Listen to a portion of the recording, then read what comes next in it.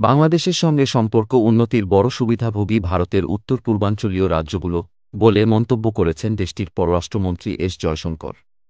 সোমবার ২৯ এপ্রিল দিল্লি বিশ্ববিদ্যালয়ের এক অনুষ্ঠানে তিনি এই মন্তব্য করেন। জয়শঙ্কর বলেন, পূর্ব এশিয়ার অন্যান্য দেশগুলোর মধ্যে মিয়ানমার ও তাইওয়ানের মতো প্রতিবেশী দেশগুলোর সঙ্গে ভারতের সম্পর্কের উন্নতি গত এক দশকে নয়াদিল্লিকে বিশ্বের অন্যান্য অংশের সঙ্গে সংযুক্ত করার কাজটি করেছে। উত্তর পূর্ব ভারতের যে প্রাকৃতিক সংযোগ ছিল বা যে সংযোগ এই অঞ্চল উপভোগ করত, ভারত বিভক্তির ফলে তা অনেক উপায়ে ভেঙে গেছে।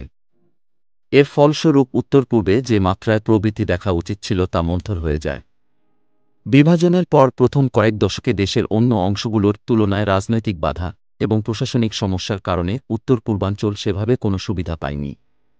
ভারতের উত্তর পূর্বে বর্তমান অর্থনৈতিক স্থিতিশীলতা একটি শক্তিশালী ফ্রন্টের দিকে এগিয়ে যাচ্ছে।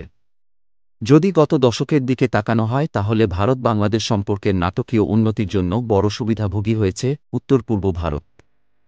জয়শঙ্কর আরও বলেন, আমরা যখন ২০১৫ সালে স্থল সীমান্ত চুক্তি করেছিলাম তখন ভারত ও বাংলাদেশের মধ্যে নতুন মাত্রার আস্থা ও বিশ্বাস তৈরি হয়েছিল।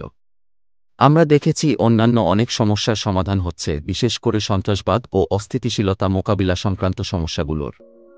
শুধু তাই নয়, সম্প্রতি বাংলাদেশের কক্সবাজার জেলার মাতারবাড়িতে নির্মাণাধীন গভীর সমুদ্রবন্দরকে ঘিরে নতুন একটি শিল্পাঞ্চল গড়ে তোলার প্রস্তাব দিয়েছে জাপান, যেখানে মূলত নেপাল, ভুটান ও ভারতের উত্তর পূর্বাঞ্চলীয় রাজ্যগুলোকে রপ্তানির জন্য পণ্য উৎপাদন করা হবে।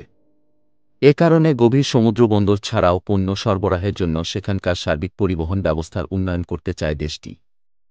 অর্থাৎ ভারত নিজের ও বিভিন্ন রাজ্যের উন্নতির বাংলাদেশের সর্বোত্তম ব্যবহার করছে ভারত।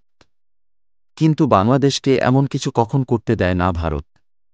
বরং বিভিন্ন সময় বাংলাদেশের বিভিন্ন পণ্যের রপ্তানি কমানোর জন্য বিভিন্ন অজুহাতে অ্যান্টি ডাম্পিং শুল্ক আরোপ করে, যেমন বাংলাদেশ থেকে পাটপণ্য রপ্তানির ক্ষেত্রে অ্যান্টি ডাম্পিং শুল্কারোপের মেয়াদ আরও ৫ বছর বাড়িয়েছে ভারত।